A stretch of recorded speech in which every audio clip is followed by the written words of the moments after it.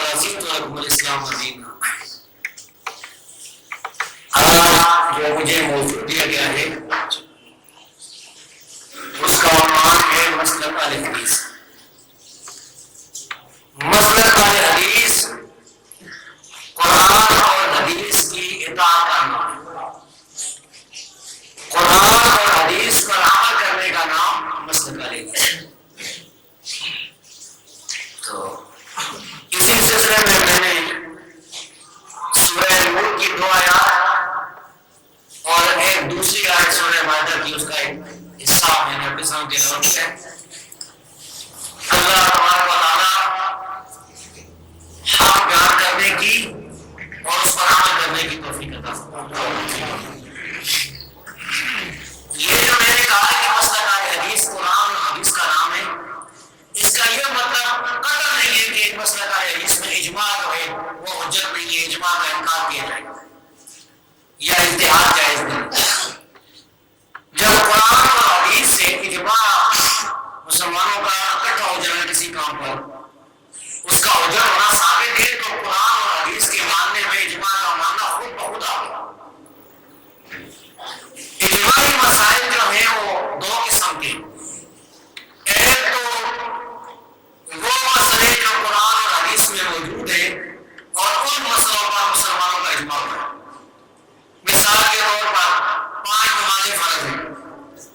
صحیح بخاری اور صحیح مسلم کے اندر حدیث ہے کہ نبی صلی اللہ علیہ وسلم نے فرمایا کہ اللہ نے دن اور رات میں 5 نمازیں فرض ہیں۔ اب اس پر اجماع ہوا۔ اسی طرح قرآن اور حدیث سے ثابت ہے کہ نبی صلی اللہ علیہ وسلم خاتم النبیین ہیں، آخری نبی ہیں، آپ کے بعد کوئی نبی نہیں آئے گا، کوئی نبی پیدا نہیں ہوگا۔ اس پر امت مسلم کا اجماع ہے۔ ایک تو ایسے مسائل، ایک ایسے مسائل ہیں جن کے بارے میں واضح طور پر قرآن اور حدیث میں کوئی دلیل موجود نہیں ہے، لیکن بعد میں صحابہ، تابعین یا بعد کے زمانے میں اس مسئلے پر مسلمانوں کا اتفاق اور اجماع ہو گیا، جس کی ایک مثال میں بیان کرتا ہوں کہ نماز پڑھتے ہوئے اگر کوئی نمازی آواز کے ساتھ سے اونچی آواز کے ساتھ سے کہا لگائے تو اس پر مسلمانوں کا اجماع ہے کہ اس کی نماز ٹوٹ جاتی ہے۔ اب یہ میرے اختلاف ہے کہ وضو بھی ٹوٹتا ہے کہ نہیں۔ اہل حدیث کے نزدیک وضو نہیں ٹوٹتا، کچھ لوگوں کے نزدیک وضو ٹوٹتا ہے، لیکن نماز کے ٹوٹنے پر اجماع ہے۔ یہ بات ابن المنذر نے کتاب الاجماع میں لکھی، میں سکتا ہوں۔ تو خیر یہ میرا موضوع نہیں ہے۔ تو اجماع کیونکہ قرآن اور حدیث کے تابع ہے، اس لیے قرآن اور حدیث کا جب ہم نام لیتے ہیں تو اس میں خود بخود اجماع بھی آ جاتا ہے اور اجتہاد کا جواب بھی آ جاتا ہے، جائز ہے، اگرچہ وہ دلیل نہیں بن سکتا، حجت نہیں بن سکتا۔ تو سورہ نور کی جو میں نے 2 آیتیں پڑھی ہیں ان کا ترجمہ سن لیں۔ ان آیات میں اللہ تبارک و تعالیٰ فرماتا ہے کہ انما، صرف اور صرف، عربی زبان میں انما کا لفظ جو ہے یہ حسن کے لیے آتا ہے، اس کے بعد جو جملہ ہوتا ہے وہ اسی میں ہی وہ بات محصور ہوتی ہے، اسی میں اس کو مقید کیا جاتا ہے۔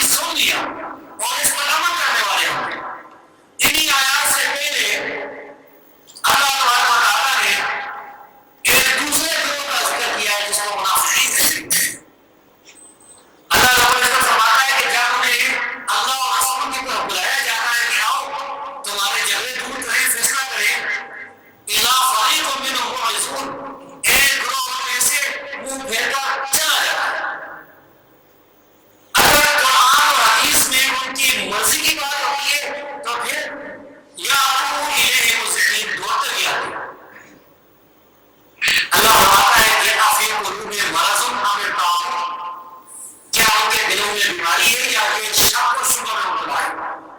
ام یخافون ان یحیف اللہ علیہم ورسولہ، یا یہ ڈرتے ہیں کہ اللہ اور اس کا رسول کو ان کے بارے میں کچھ ظلم کرے گا؟ معاذ اللہ، بل اولئک هم الظالمون، بلکہ یہی لوگ ظالم ہیں۔ یہ پہلا لوگ جنہیں قرآن اور حدیث کی طرف بلایا جاتا ہے، اللہ رسول کی طرف بلایا جاتا ہے تو وہ منہ پھیر کر چلے جاتے ہیں، نہیں مانتے، فرمایا یہ ظالم ہے۔ اور پھر دوسرے لوگوں کا ذکر کیا جنہیں اللہ اور رسول کی طرف بلایا جاتا ہے تاکہ فیصلہ کیا جائے، جھگڑا ختم کیا جائے، تو کہتے ہیں کہ ہم نے سنا ہے اور ہم نے اطاعت کی۔ وہ اولئک هم المفلحون، فرمایا یہ لوگ کامیاب، کامیابی والے سرخرو سرفراز ہی لوگ۔ اور آگے فرمایا وَمَن يُطِعِ اللَّهَ وَرَسُولَهُ، جو آدمی، جو انسان، جو جن انسان جو جس کو اللہ نے مکلف کیا ہے، اللہ کی اطاعت کرتا ہے، اس کے رسول کی اطاعت کرتا ہے، یعنی قرآن اور حدیث پر جو آدمی عمل کرتا ہے، وَيَخْشَى اللَّهَ، اور اللہ سے ڈرتا ہے۔ جو گناہ ہو گئے نا پہلے زندگی میں، کوئی گناہ ہو گئے پہلے، اپنے ماضی کو وہ دیکھتا ہے، اسے اپنا ماضی، اپنا گزرا ہوا زمانہ یاد آتا ہے کہ مجھ سے یہ گناہ ہوا، فلاں کی میں نے چگلی کی، فلاں کی غیبت کر دی، وہ گناہ کیا، وہ گناہ کیا۔ اب وہ ڈرا ہوا ہے، اپنے سابقہ گناہوں پر ڈرا ہوا ہے کہ اللہ نے مجھے اگر پکڑ لیا نا تو پھر میری خیر ہے۔ وہ یخشی اللہ، اللہ سے ڈرتا ہے، وہ ڈرتا ہے، اور آئندہ جو ہے وہ گناہ نہیں کرتا، کوشش پوری کرتا ہے، پورا ارادہ رکھا کہ اللہ اب میں تقوی والا راستہ اختیار کروں، اب کوئی گناہ نہیں کروں۔ فَأُولَٰئِکَ هُمُ الْفَائِزُونَ، فرمایا یہی لوگ کامیاب ہیں۔ اسی طرح دوسری آیت جو میں نے آپ کے سامنے تلاوت کی تھی، اس کا ترجمہ یہ ہے کہ الْيَوْمَ أَكْمَلْتُ لَكُمْ دِینَکُم، اللہ فرماتا ہے کہ آج کے دن میں نے تمہارا دین تمہارے لیے مکمل کر دیا، دین اسلام کو اللہ نے مکمل کر دیا۔ وَأَتْمَمْتُ عَلَيْکُمْ نِعْمَتِی، اور اللہ فرماتا ہے کہ میں نے اپنی نعمت تمہارے اوپر پوری کر دیا۔ وَرَضِیتُ لَکُمُ الْإِسْلَامَ دِینًا، اور میں نے تمہارے لیے اسلام کو دین پسند کر دیا۔ اس آیت کے بارے میں صحیح بخاری کی حدیث ہے، امام بخاری رحمۃ اللہ علیہ نے صحیح بخاری میں جہاں پر نماز، روزے اور حج کے مسئلے لوگوں کو سمجھائے ہیں، وہاں عقیدے کے اور ایمان کے بنیادی مسائل بھی لوگوں کو سمجھائے۔ اپنی کتاب کا آغاز وہی سے کیا ہے تاکہ لوگ سمجھ جائیں کہ حدیث بھی وہی ہے، نبی کی حدیث یہ بھی وہی ہے۔ آگے کتاب ایمان شروع کیے تاکہ لوگوں کے ایمان صحیح ہو جائے، اور کتاب کا اختتام جو ہے نا آخری حصہ، دو عظیم الشان کتابوں پر کام کرنے کی۔ صحیح بخاری کے اندر چھوٹی چھوٹی کتابیں، شروع میں بھی دو عظیم الشان کتابیں ہیں، وہی والی اور ایمان والی، اور آخر میں بھی دو عظیم الشان کتابیں، ایک کتاب الاعتصام بالکتاب والسنہ، قرآن اور حدیث کو مضبوطی سے پکڑ لینے والی کتاب۔ امام بخاری لوگوں کو سمجھانا چاہتے ہیں رحمۃ اللہ علیہ کہ لوگوں قرآن اور حدیث کو مضبوطی سے، اور پھر آخری کتاب کتاب توحید ہے، لوگوں کو توحید سمجھائی گئی، اسماء اور صفات سمجھائے، اللہ کی صفت سمجھائے، مرجئہ اور جامعہ کا رد ہے۔ تو جو کتاب الاعتصام میں کتاب اور سننا ہے، جس میں کتاب اور سنت کو مضبوطی سے پکڑنے کا حکم ہے، اس کتاب کی ابتدا کرتے ہوئے امام بخاری رحمۃ اللہ علیہ کا حدیث بیان کرتے ہیں، کہتے ہیں حدثنا الحمیدی، امام حمیدی سے وہ حدیث بیان کرتے ہیں۔ اس میں بھی ایک اشارہ ہے امام بخاری رحمۃ اللہ علیہ کا کہ لوگوں قرآن اور حدیث اللہ نے ہمیں جو دیا ہے یہ اللہ کا بڑا فضل و کرم ہے، ہم اس کی حمد بیان کرتے ہیں، اس کی تعریفیں بیان کرتے ہیں۔ اللہ تعریفوں کے لائق ہے جس نے قرآن اور حدیث مکمل جو ہے وہ ہم تک پہنچا دیا اور اس کی حفاظت کا خود ذمہ ہے۔ میں آگے ایک حدیث بیان کیا، ایک یہودی نے ایک بار زمانہ ہے امیر المومنین عمر بن الخطاب رضی اللہ تعالیٰ عنہ، جلیل القدر صاحب کا، اس زمانے میں ایک یہودی نے بات کی، اس نے کہا مسلمانوں کے پاس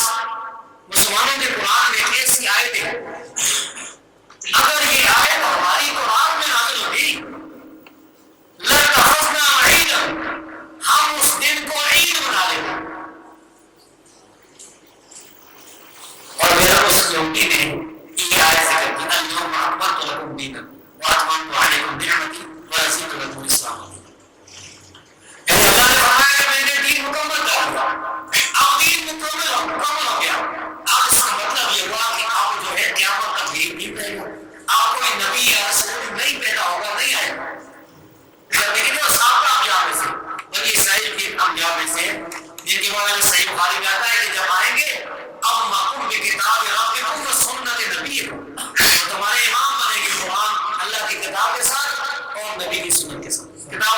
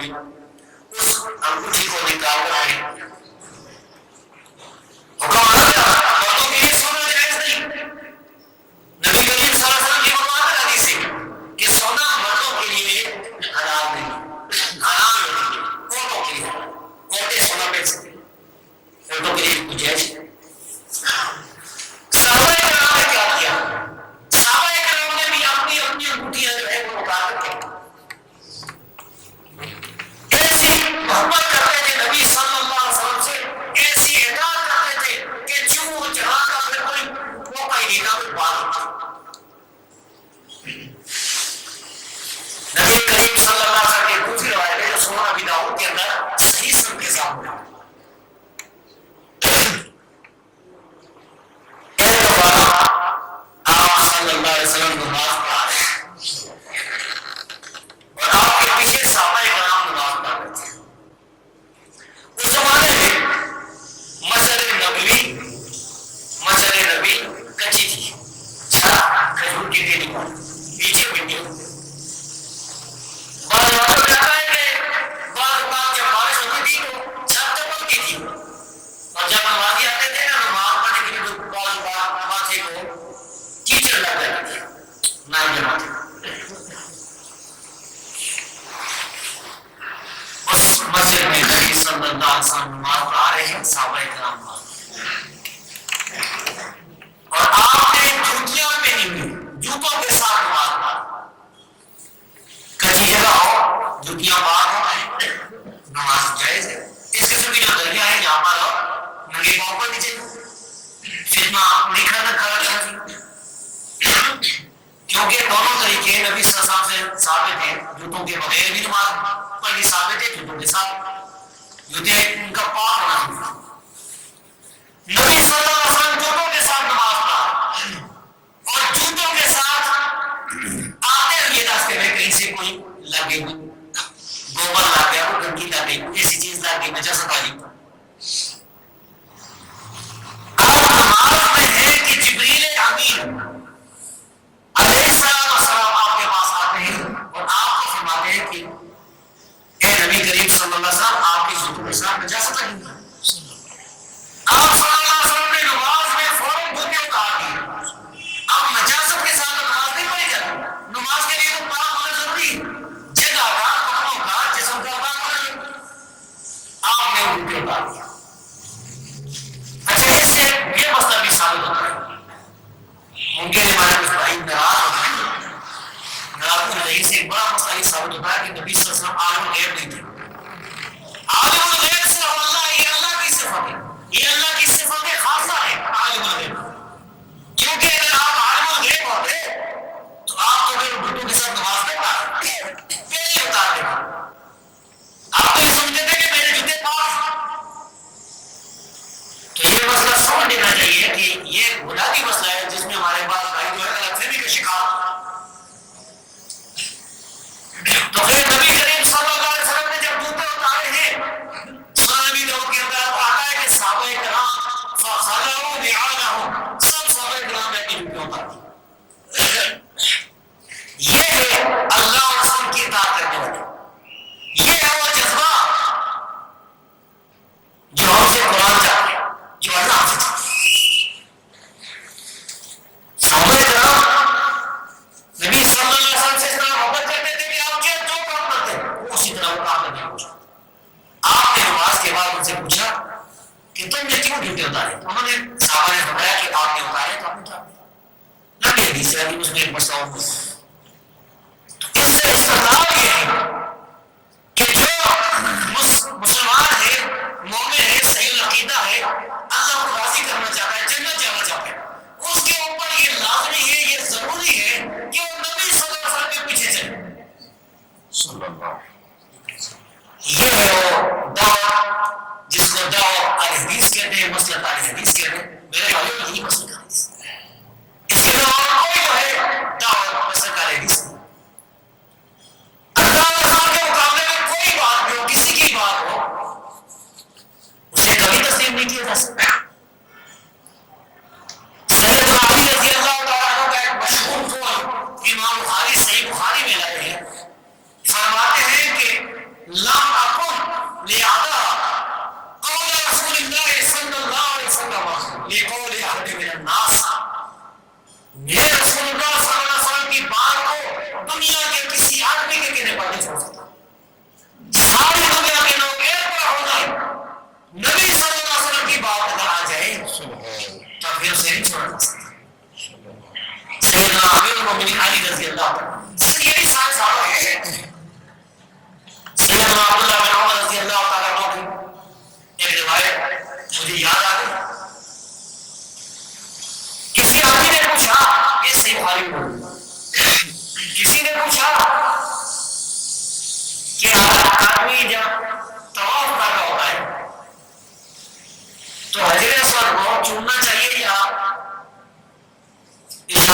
چاہیے اسلام ہونا چاہیے.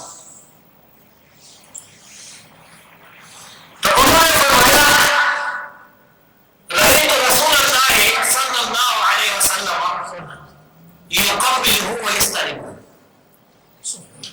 میں نے دیکھا کہ نبی صلی اللہ علیہ وسلم حجر اسود کو چومتے بھی تھے اور اس کی طرف اشارہ بھی کرتے تھے, استلام بھی کرتے تھے.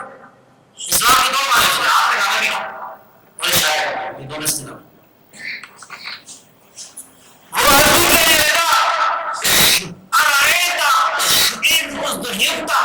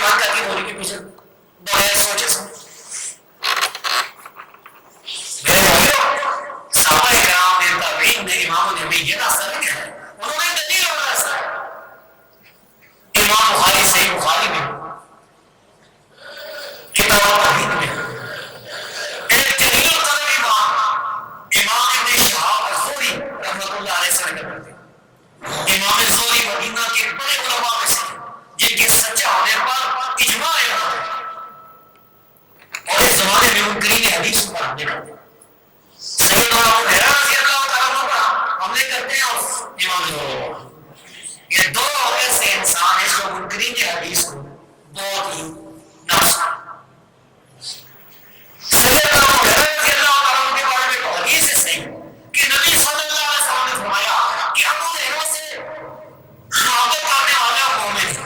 اس حدیث کا مفہوم یہ اور بغض کرنے والا منافق، یعنی کوئی ایسا منافق نہیں جو ابو ہریرہ رضی اللہ تعالیٰ عنہ سے بغض نہ کرے، اور کوئی ایسا مومن نہیں جو ان سے محبت نہ کرے۔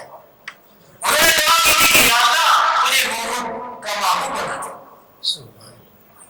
حضرت صاحب جلیل القدر صاحب، اسی طرح امام زہری رحمۃ اللہ علیہ جو بڑے اور حدیث کا ایک بڑا ذخیرہ انہوں نے کر دیا، امام مالک کے استاد فرماتے ہیں البیان، یہ دین کا بیان، یہ قرآن اور حدیث، اس کا بیان یہ کس کا کام ہے؟ اللہ کا کام۔ قرآن نازل کرنے والا کون؟ اللہ۔ نبی کریم صلی اللہ علیہ وسلم پر احادیث کی شکل میں، حدیث کی صورت میں دین نازل کرنے والا کون؟ اللہ۔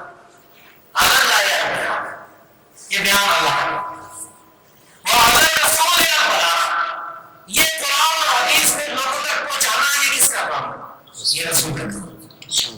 اللہ نے دین نازل کیا، رسول نے اس دین کو پہنچا دیا، تسلیم، اور ہمارا یہ کام ہے کہ ہم سے تسلیم کریں، ہم اس کو مانیں، سمے وہ آتا کہ ہم نے سنا ہے، لوگ یہ تھے نا جو کہتے تھے سمے نواز ہے، یہودوں کے بارے میں اللہ تبارک و تعالیٰ نے قرآن میں ذکر کیا کہ یہودی کہتے تھے ہم نے سنا ہے اور ہم نے نافرمانی کی، جان بوجھ کر یعرفون ابناءہم، جانتے ہیں کہ یہ رسول سچا رسول، یہ اللہ کی طرف سے آیا سچا رسول، اس کے باوجود کہتے تھے جہاں تک ہماری جان میں جان ہے مخالفت کرتے رہے، نہیں مانتے۔ اور نبی کریم صلی اللہ علیہ وسلم کی ایک حدیث سے صحیح بخاری مسلم، آپ نے فرمایا اللہ کی قسم اٹھا کر کہ اے لوگوں اپنی امت کو حاضر کیا کہ تم اگلے لوگوں کی پیروی کرو گے، یہودیوں اور عیسائیوں کی پیروی کرو گے، یہودیوں کے طریقے پر عمل کرو گے، عیسائیوں کے طریقے پر عمل کرو گے۔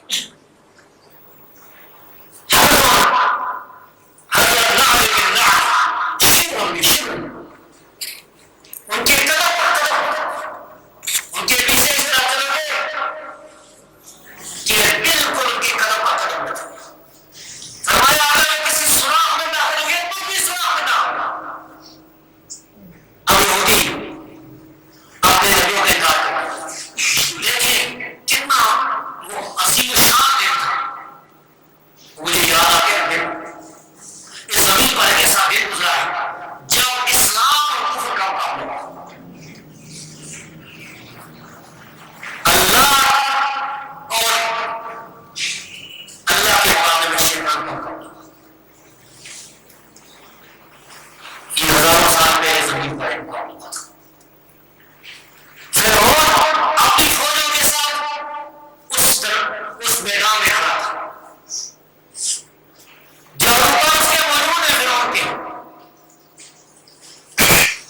فرعون اور اس کی فوجیں اور اس کے حوالے اس کی قوم سارے موجود ہیں، لوگوں کو اکٹھا کیا گیا، لوگوں میں اعلان کیا گیا ہے آؤ لعل اللہ انکم الصالح انکار الغالبین، آؤ ہم جادوگروں کی اتباع کریں گے اگر وہ غالب ہو گئے۔ اور دوسری طرف موسیٰ علیہ السلام کے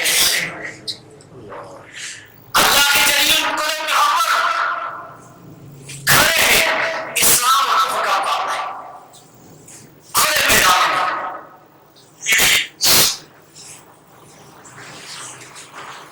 جادوگروں نے رسیاں پھینکی ہیں، لاشاں پھینکی ہیں، اور وہ سانپ آ گیا جادو کے زور سے، یخیل الیہ من سحرہم انہ سانپ، جادو کی وجہ سے ایسا اثر ہوا کہ موسیٰ علیہ السلام یہ سمجھے کہ یہ دوڑ نہیں ہے،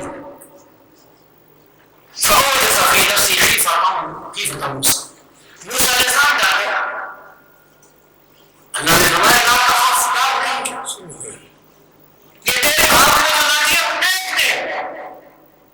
موسیٰ علیہ السلام نے